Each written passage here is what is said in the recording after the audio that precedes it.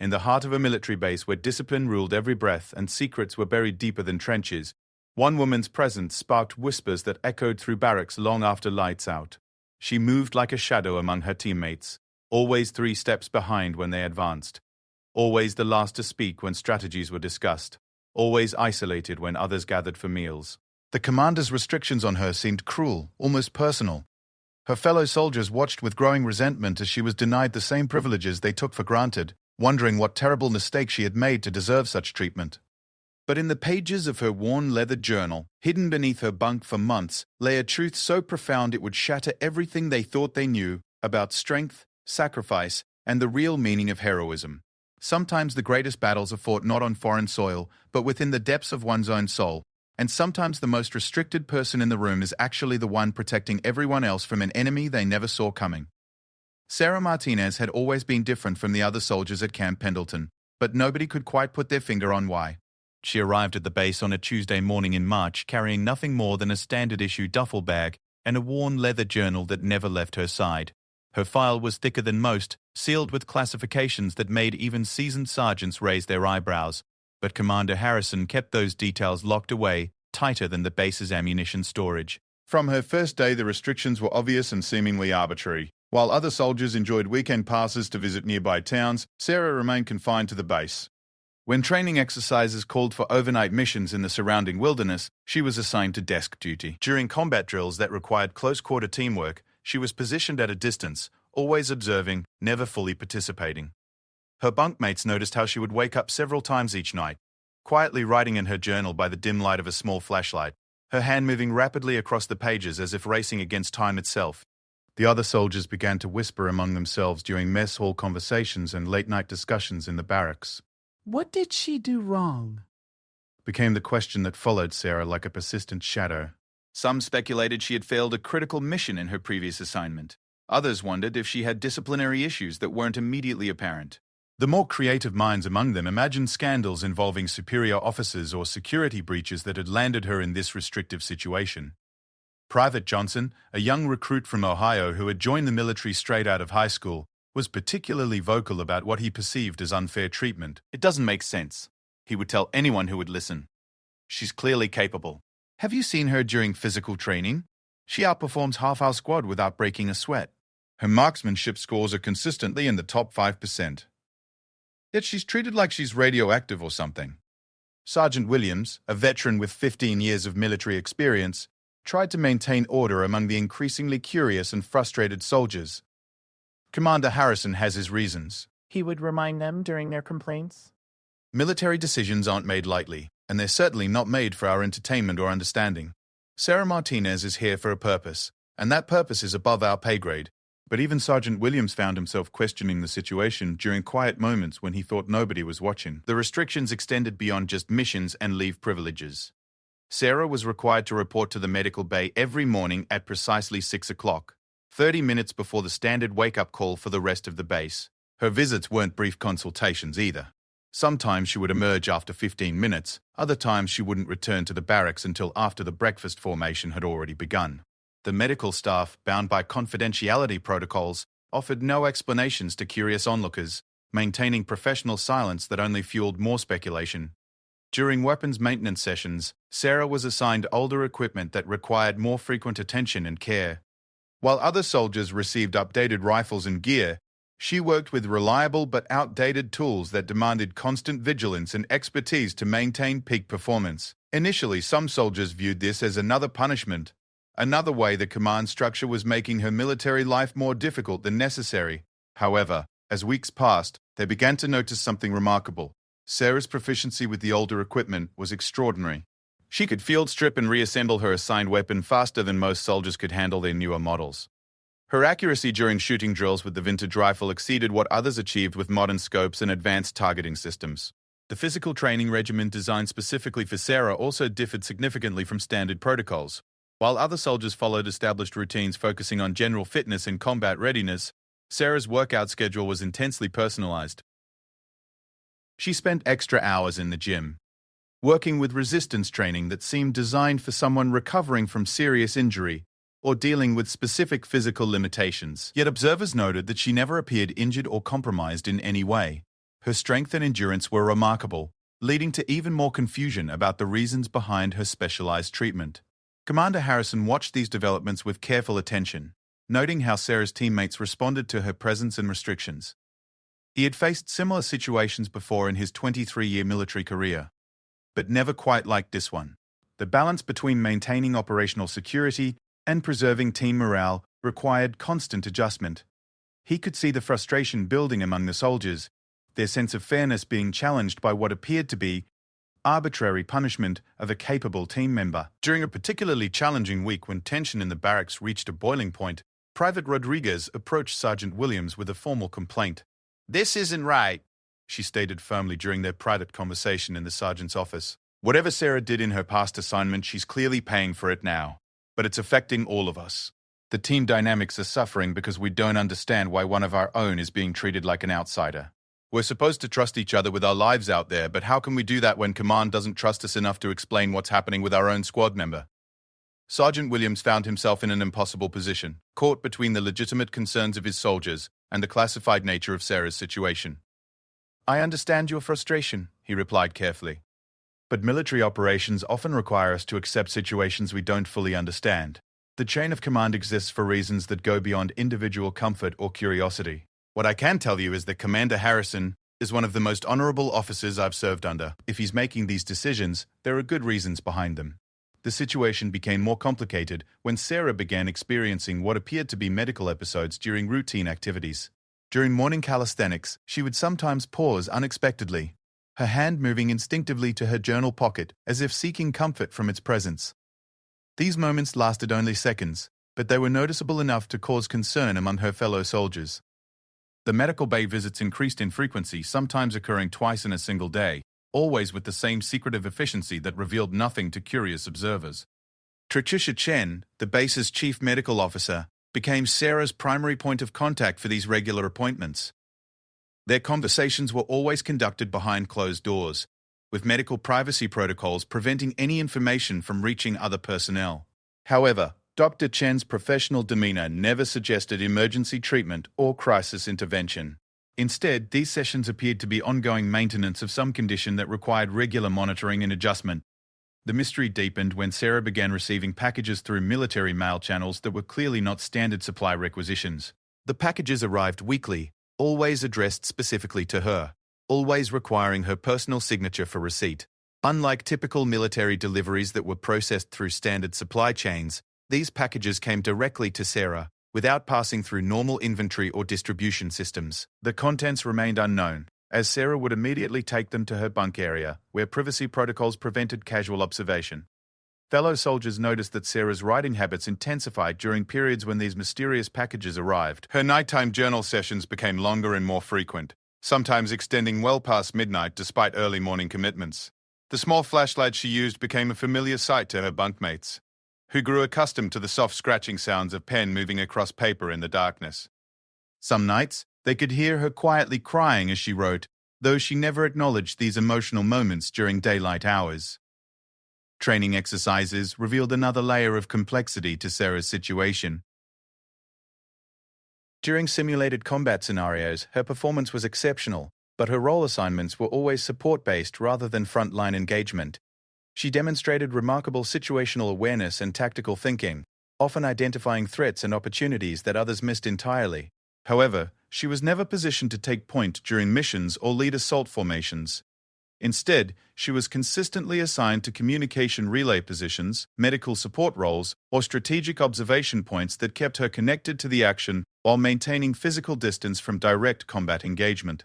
The contradiction between Sarah's obvious capabilities and her restricted role assignments created ongoing tension within the unit. Soldiers who had come to respect her skills and dedication struggled to understand why those abilities weren't being fully utilized. During debriefing sessions after training exercises, her insights and observations were consistently valuable, often highlighting tactical improvements that enhanced overall mission effectiveness.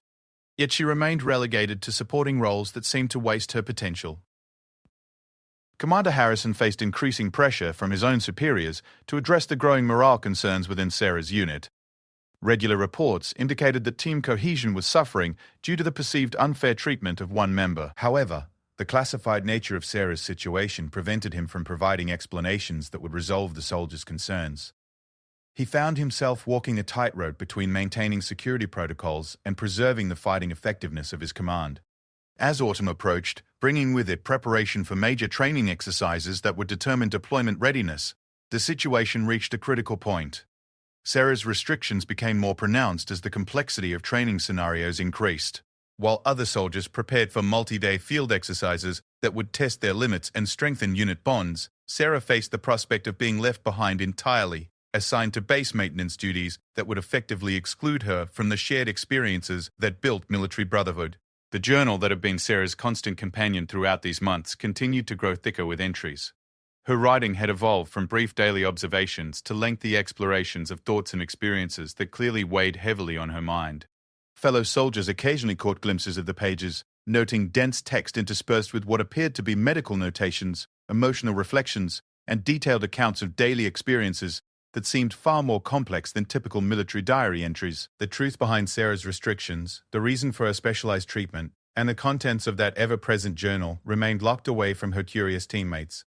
But the foundation was being laid for revelations that would change everything they thought they understood about strength, sacrifice, and the hidden battles that some soldiers fight every single day. The November training exercise that would determine deployment assignments arrived with unusual intensity. For 3 weeks, Camp Pendleton buzzed with preparation as soldiers readied themselves for the most comprehensive evaluation of their military careers. This wasn't just another drill or routine assessment. The results would determine who would be selected for overseas assignments, who would advance in rank, and who would be recommended for specialized training programs that could define their entire military trajectory. Sarah Martinez watched from the sidelines as her fellow soldiers prepared for challenges she wouldn't be allowed to face. The restriction felt more bitter this time, not because of personal disappointment, but because she could see the doubt creeping into her teammates' eyes. They had grown to respect her capabilities over the months, but the persistent limitations placed on her participation were eroding their confidence in her commitment and abilities. She could almost hear their unspoken questions. If she wasn't trusted with the important missions, how could they trust her with their lives?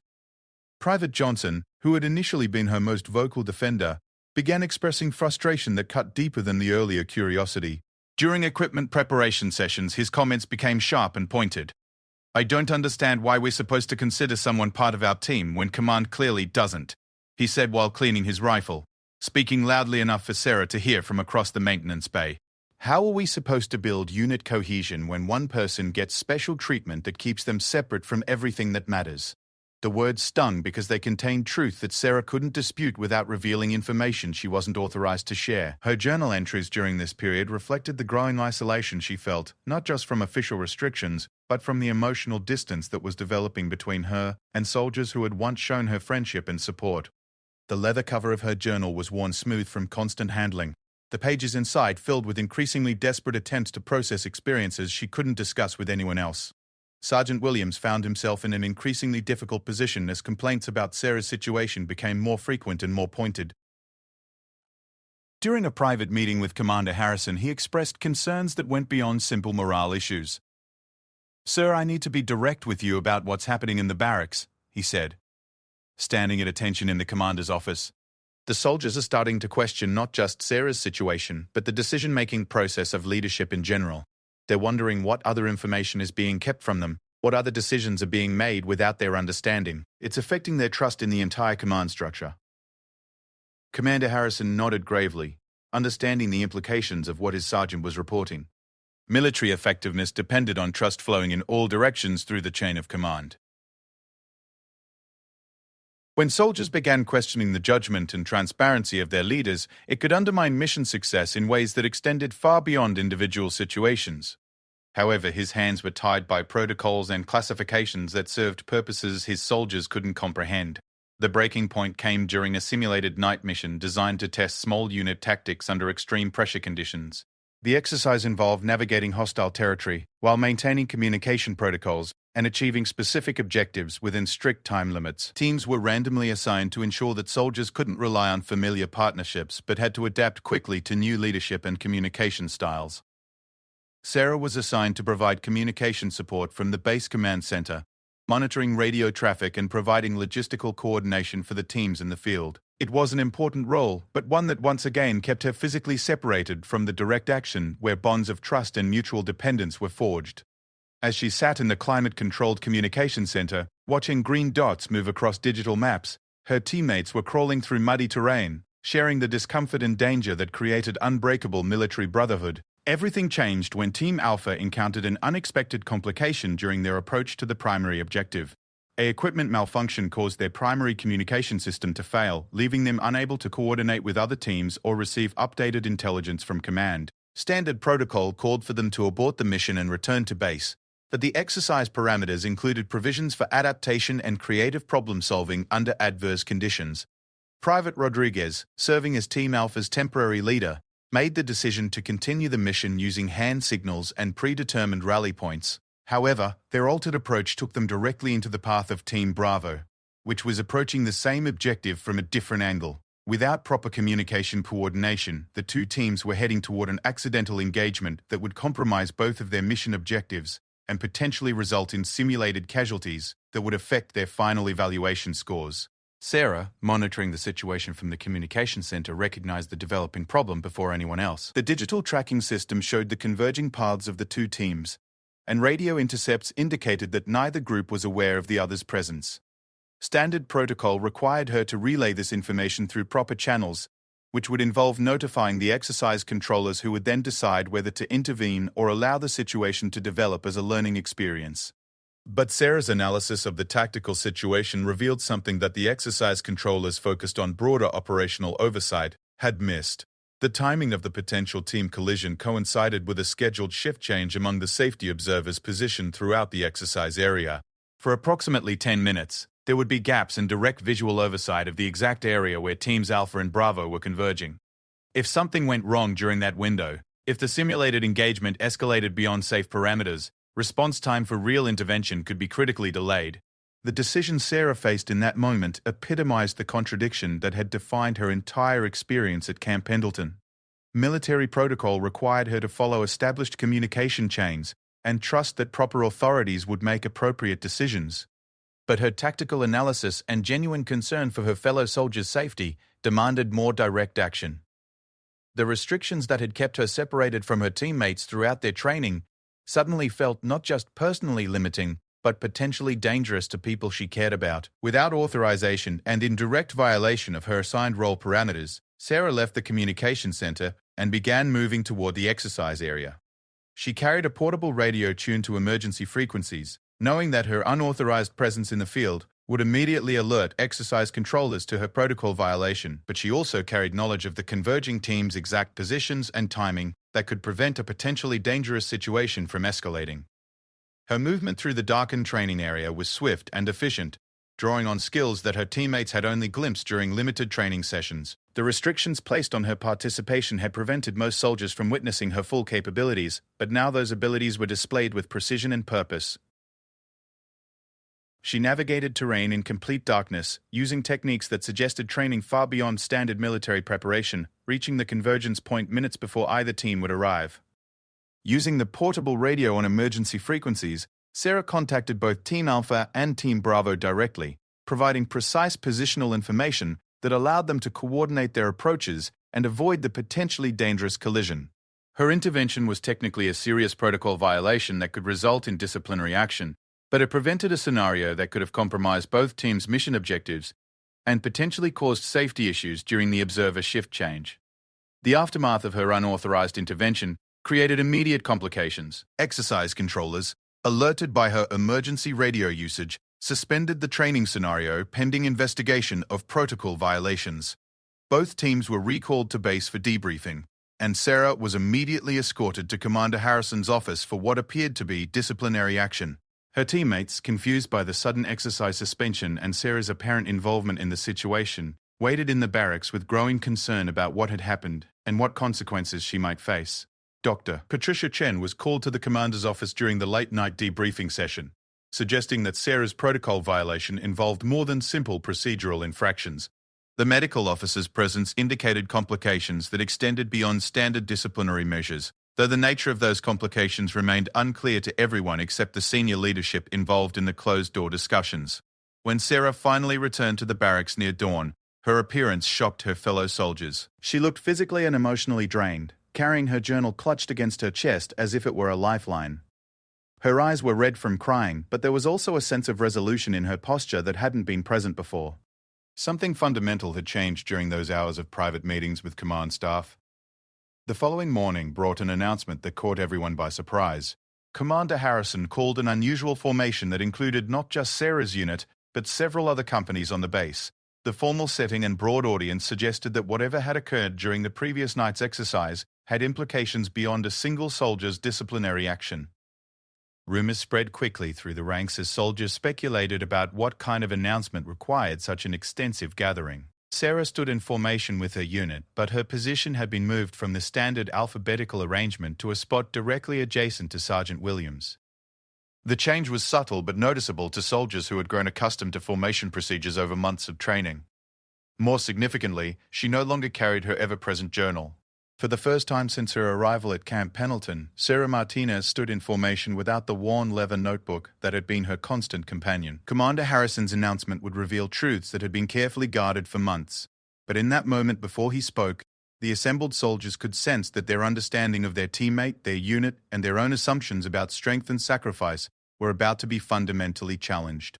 The journal that had documented Sarah's hidden journey was no longer in her hands, but its contents were about to transform how everyone viewed the courage required to face battles that couldn't be won with weapons or tactics, only with determination and the support of people who understood that some victories are measured not in objectives achieved, but in simple survival from one day to the next. Commander Harrison stood before the assembled soldiers with the bearing of a man who'd carried heavy secrets for too long.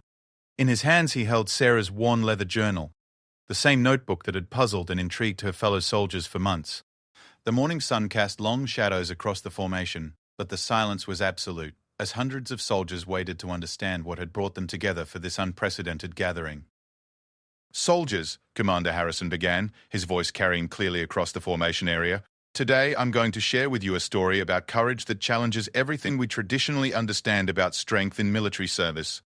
This story is about one of your own, Sergeant Sarah Martinez, and it's about battles that can't be won with weapons, tactics, or physical prowess alone." The formal use of Sarah's actual rank surprised many soldiers who had assumed she was a private based on her treatment and assignments. Sergeant was a rank that commanded respect and indicated proven leadership capabilities, yet Sarah had never been given opportunities to demonstrate or utilize that level of responsibility during her time at Camp Pendleton. 6 months ago, Harrison continued, Sergeant Martinez requested transfer to this base not for career advancement or new training opportunities, but because she was fighting for her life in a war that had nothing to do with enemy combatants or foreign threats. She came here because she was battling an enemy that kills more soldiers than combat operations, more military personnel than training accidents, and more veterans than any foreign adversary we face. She came here because she was fighting against her own mind's attempt to convince her that life wasn't worth living. The revelation hit the formation like a physical blow. Soldiers who had spent months speculating about Sarah's restrictions and unusual treatment suddenly understood that they had been witnessing not punishment or disciplinary action, but a carefully coordinated effort to keep their teammate alive while she fought the most difficult battle of her life. Commander Harrison opened the journal, his fingers handling the pages with obvious respect for their contents. This journal contains the documentation of Sergeant Martinez's daily battle against severe post-traumatic stress disorder and major depressive episodes that developed following her previous deployment in Afghanistan. Every entry, every page, represents another day that she chose to continue fighting when her own mind was telling her to give up. Dr. Patricia Chen stepped forward from her position at the side of the formation, adding her professional perspective to the commander's revelation. The restrictions placed on Sergeant Martinez were not punitive measures, but carefully designed safety protocols developed specifically for military personnel dealing with severe PTSD and suicidal ideation. Every limitation on her activities, every specialized treatment, every monitoring protocol was designed to provide structure and support while she underwent intensive treatment for combat-related mental health trauma. The morning medical bay visits that had seemed mysterious suddenly made perfect sense. Sarah had been receiving daily psychological counseling, medication management, and crisis intervention support. The packages that arrived weekly contained specialized therapeutic materials, medical supplies, and resources, specifically designed for combat veterans dealing with severe mental health challenges. The older equipment she was assigned required constant attention and focus, providing therapeutic distraction and a sense of purpose during her darkest moments.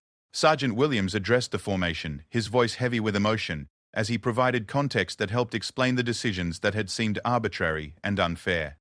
The physical training modifications, the specialized work assignments, even the restriction of leave privileges were all part of a comprehensive treatment protocol designed by military psychologists who specialize in combat trauma.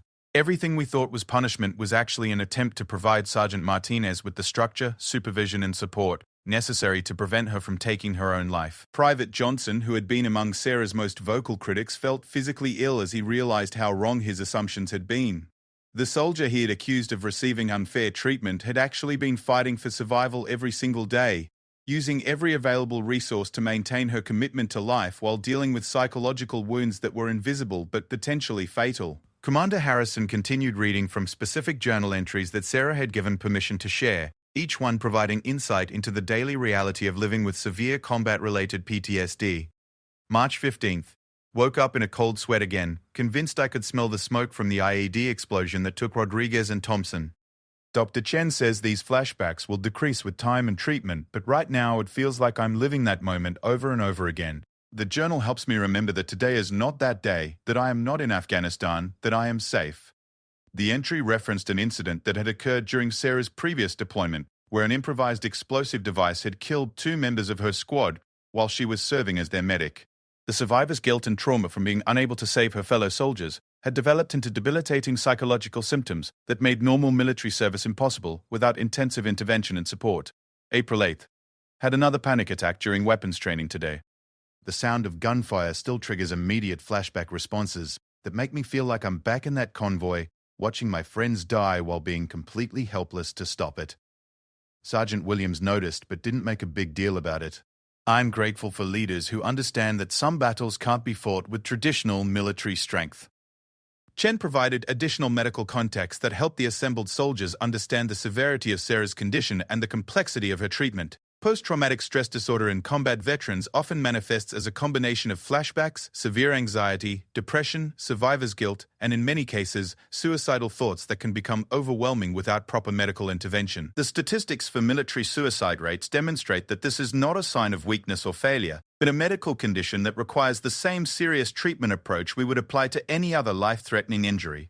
The revelation of Sarah's true struggle recontextualized every interaction the soldiers had witnessed over the previous months. Her excellence during physical training represented not natural ability, but determined effort to maintain focus and purpose during periods when depression made even basic activities feel impossible. Her precision with older equipment reflected therapeutic exercises designed to maintain concentration and manual dexterity during times when anxiety made fine motor control difficult. May 22nd. The team is getting frustrated with my limitations, and I don't blame them. They see someone who appears capable being held back by arbitrary restrictions, but they can't see the battle happening inside my head every single day. Some mornings I wake up and the idea of putting on the uniform feels impossible. The only thing that keeps me moving forward is knowing that other soldiers have survived this same fight, and maybe someday I can help someone else who's going through what I'm experiencing now. Commander Harrison's voice became more personal as he shared entries that revealed Sarah's awareness of her teammates' frustration and her own guilt about how her treatment affected unit dynamics. June 10th. Private Johnson made another comment about special treatment today. I wanted so badly to explain that the special treatment is what's keeping me alive, that the restrictions aren't holding me back from opportunities, but preventing me from making a permanent decision during a temporary crisis. But I also understand that military effectiveness depends on team cohesion, and my situation is affecting everyone's morale. The journal entries revealed a soldier who was acutely aware of how her condition and treatment impacted her fellow service members, but who was also fighting every day to maintain her commitment to life and service despite overwhelming psychological challenges. Her isolation wasn't self-imposed arrogance, but protective distance designed to prevent her crisis from affecting others while she worked through intensive treatment protocols. Private Rodriguez, who had filed formal complaints about Sarah's treatment, now understood that her advocacy for fairness had actually been directed at a system that was working exactly as designed to save a life. The tears streaming down her face reflected not just embarrassment about her misunderstanding, but genuine grief for the pain her teammate had been enduring in silence. August 15th. Dr. Chen says I'm making progress, that the frequency of severe episodes is decreasing and my response to treatment is positive. But progress in mental health recovery isn't linear like physical rehabilitation. Some days feel like victories, others feel like complete defeats. The journal helps me track patterns and recognize that even on the worst days, I'm still choosing to write another entry instead of giving up entirely. The revelation that Sarah's nighttime writing sessions represented not military planning or personal correspondence, but therapeutic documentation of her psychological state, cast her dedication to the journal in an entirely new light. Every entry was evidence of another day survived, another choice to continue fighting when surrender would have been easier. Commander Harrison closed the journal and addressed the formation with the gravity of someone sharing life-changing information. Last night, during the training exercise, Sergeant Martinez violated her treatment protocols to prevent a potentially dangerous situation involving two of your teams. Her decision to leave her assigned position and intervene directly demonstrated that despite her ongoing mental health challenges, her commitment to the safety and effectiveness of her fellow soldiers remains absolute. The unauthorized intervention that had seemed like a disciplinary problem was actually evidence that Sarah's treatment was succeeding, that she was capable of making sound tactical decisions and taking appropriate action even while managing severe PTSD. Her willingness to risk disciplinary consequences to protect her teammates demonstrated that her military effectiveness was returning, along with her psychological stability. Dr. Chen provided the final piece of the revelation that would change how every soldier present understood their role in supporting military personnel dealing with mental health challenges. Sergeant Martinez has requested permission to share her journal and her story because she believes that understanding and support from fellow soldiers is crucial for military personnel dealing with combat-related psychological trauma. Her recovery has been successful not just because of medical treatment, but because of the structure and purpose provided by military service and the community of soldiers who, even without understanding her situation, provided the stability she needed during her darkest period. Sarah Martinez stepped forward from her position in the formation, speaking publicly about her condition for the first time since arriving at Camp Pendleton. Her voice was steady but emotional as she addressed soldiers who had shared her daily life without knowing the battle she was fighting. I know my situation has been confusing and frustrating for all of you. You've wondered why someone who appeared capable was treated differently, why restrictions were placed on someone who seemed ready for full participation. The truth is that appearances can be misleading, and the most important battles aren't always the ones that everyone can see. Her words carried the authority of someone who had faced genuine life or death struggles and emerged with hard-won wisdom about survival, purpose, and the meaning of military service.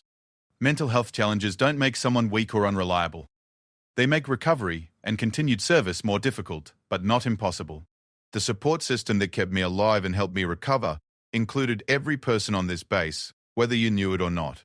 Your examples of dedication, your commitment to excellence, your willingness to continue serving despite difficulties gave me daily proof that challenges can be overcome and that military service provides purpose worth fighting for. The formation that had gathered expecting disciplinary announcements or administrative changes instead received education about invisible wounds, therapeutic courage, and the reality that some of their strongest teammates might be fighting battles that couldn't be observed or understood without direct explanation.